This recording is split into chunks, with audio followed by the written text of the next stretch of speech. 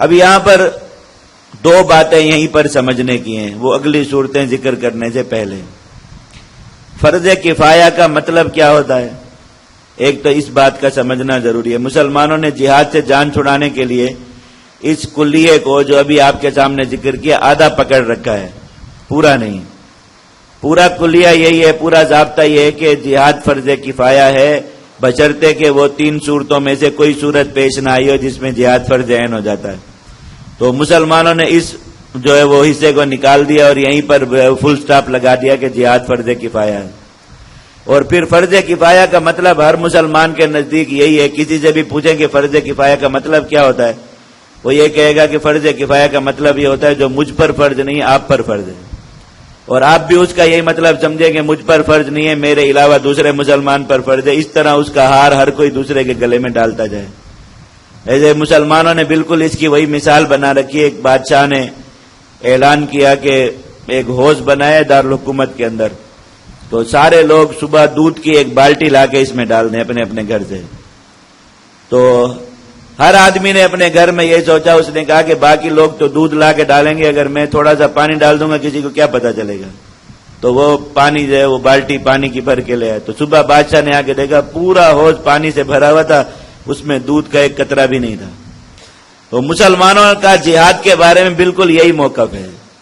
جہاد فرض کفایہ ہے، اور فرض کفایہ کا مطلب یہ کہ وہ دوسرے مسلمان پر ہے۔ تو ہر آدمی اپنی اپنی ذات کے اعتبار سے یہی سوچتا ہے کہ فرض کفایہ کبھی بھی مجھ پر تو آ ہی نہیں سکتا، وہ دوسرے مسلمان پر ہے، دوسرے مسلمان جانے ان کا اللہ جانے۔ تو دوسرا بھی یہی فیصلہ کر کے تیسرے کے گلے میں ہاتھ ڈال دیتا ہے، تیسرا چوتھے کے گلے میں، اس طریقے سے سارے مسلمانوں نے فرض کفایہ قرار دے کر اپنی جان چھڑا رکھی ہے۔ کفایت کا مطلب کیا ہے اور جہاد کب فرض کفایہ ہوتا ہے، یہ بات سمجھیے۔ جہاد فرض کفایہ تب ہوتا ہے جب فرض عین کی صورتوں میں سے کوئی صورت پیش نہ آ چکی ہو، اور فرض عین ہونے کی 3 صورتیں ہیں۔ صاحب فتح القدیر نے اور علامہ سرخسی نے اور دوسرے تمام فقہا نے اس پر بھی اجماع نقل کیا۔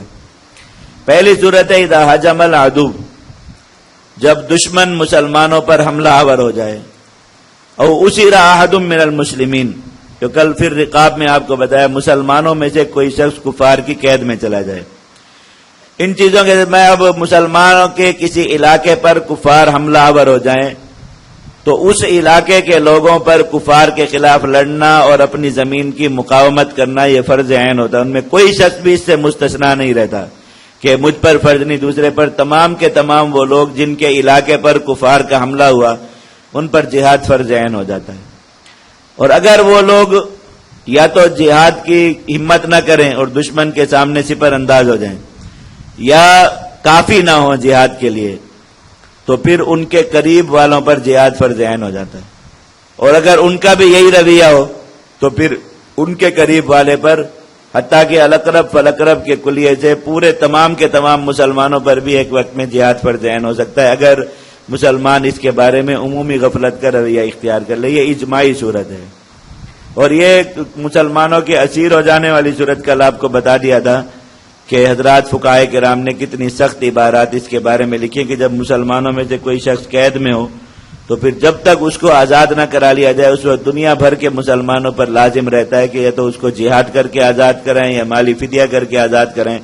جب تک ایسا نہ ہو تمام کے تمام مسلمان جو ہے فریضے کے تارک رہتے۔ یہ پہلی صورت ہے جہاد کے فرض عین ہونے کی۔ دوسری صورت ہے نفیر عام، اذا استنفر الامام، مسلمانوں کا شرعی امیر، امیر المؤمنین، کسی بھی مہم کے وقت میں تمام کے تمام مسلمانوں کو نکلنے کا حکم دے دے، یا جتنے مسلمانوں کو متعین کر دے کہ ان پر نکلنا لازم ہے، ان تمام کے تمام لوگوں پر جہاد فرض عین ہو جاتا ہے، پھر کوئی شخص فرض کفایہ قرار دے کر اس لشکر سے نکل نہیں سکتا۔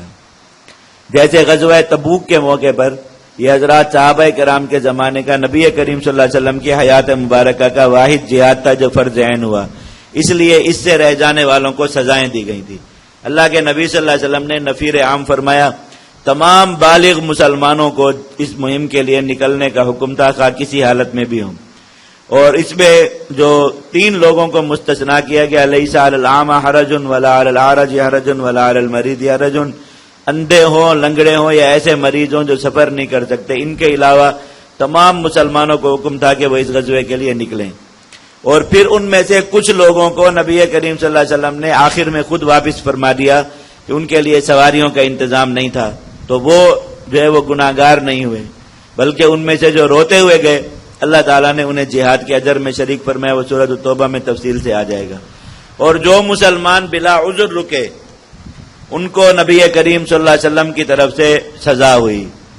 اور ان کے ساتھ 50 دن تک بائیکاٹ کیا گیا، مقاطع کیا گیا۔ یہ صورت ہے نفیر عام کی، اور یہ جہاد کے فرض عین ہونے کی صورتوں میں سب سے اشد ترین صورت ہے۔ تیسرا موقع جہاد کے فرض عین ہونے کا اذا التقى الصفان، جب دشمنوں کا اور مسلمانوں کا لشکر آمنے سامنے ہو جائے، خواہ جہاد کے فرض کفایہ ہونے کے زمانے میں ہی ہو، تو اور لڑائی کفار کو دعوت دی جائے اسلام کی، وہ اس دعوت کو قبول نہ کریں، پھر انہیں جزیہ کی دعوت دی جائے، وہ اسے بھی ٹھکرا دیں، اور لڑائی کا اعلان ہو جائے کہ قتال ہوگا، تو اس وقت لشکر میں موجود تمام لوگوں پر جہاد فرض عین ہو جاتا ہے۔ اب لشکر کے اندر موجود کوئی شخص لڑائی سے ایک طرف ہو جائے کہ چونکہ فرض کفایہ ہے باقی مسلمان لڑ رہے ہیں تو میرے لڑنے نہ لڑنے کی ضرورت نہیں، تو ایسا شخص گناہگار ہوتا ہے، تارک فریضہ ہوتا ہے۔ اب ان تین صورتوں میں سے کوئی بھی صورت پیش آ چکی ہو، کفار مسلمانوں پر حملہ آور ہو چکے ہوں اور اسی کے ساتھ ملحق ہے کہ وہ مسلمانوں کو قید کر چکے ہوں، یا نفیر عام ہو چکا ہو، یا دشمنوں اور مسلمانوں کی صفیں آمنے سامنے ہوں، ان تین صورتوں کے علاوہ کوئی بھی صورت ہو جہاد کی وہ فرض کفایہ ہوتی ہے، اور وہ ایک ہی صورت ہے، وہ ہے جسے جہاد لإعلاء کلمت اللہ کہا جاتا ہے فقہاء کرام کی اور مفسرین کی اصطلاح میں، مسلمانوں کا اقدامی جہاد، کہ مسلمانوں کا لشکر اسلام کی دعوت لے کر کفار کی سرحد پر جائے اور انہیں جا کر کہے کہ لا الہ الا اللہ کلمہ پڑھو، وہ اس کو رد کر دیں، پھر انہیں جزیہ کی دعوت دے، وہ اسے بھی رد کر دیں، تو پھر ان کے خلاف قتال کرے۔ یہ ہے جہاد جو فرض کفایہ ہے۔ اس میں حضرات فقہاء کرام نے کفایت کی جو حد لکھی ہے وہ یہ کہ مسلمانوں کے امیر پر لازم ہے کہ وہ سال میں ایک بار کم از کم ایک لشکر کفار کی طرف روانہ کرے جو جا کر انہیں دعوت دے اور دعوت کو رد کرنے کی صورت میں ان کے خلاف قتال کرے۔ اگر مسلمانوں کا امیر سال میں ایک لشکر نہیں نکالتا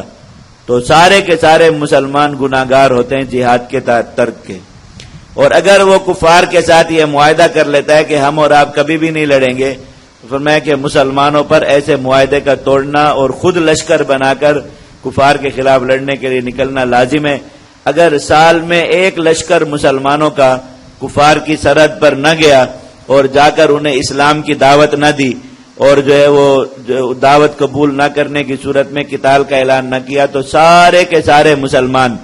فرض کفایہ کے ترک کی وجہ سے گناہگار ہو جاتے ہیں۔ فرض کفایہ کا عملی طور پر حکم ہے کچھ مختلف اور اعتقادی طور پر الگ حکم ہے۔ یہاں پر اگر فرض کفایہ کو بھی ترک کیا جائے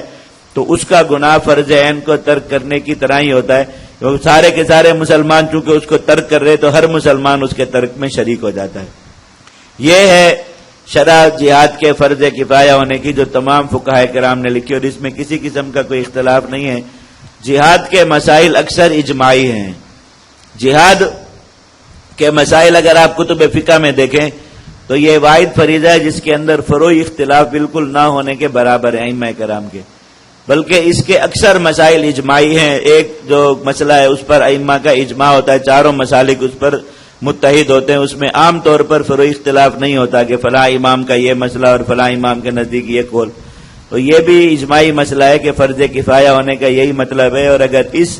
جو ہے وہ درجے کو ترک کیے رکھیں گے مسلمان تو سارے عالم کے مسلمان فریضے کے ترک کی وجہ سے گناہگار ہوتے ہیں۔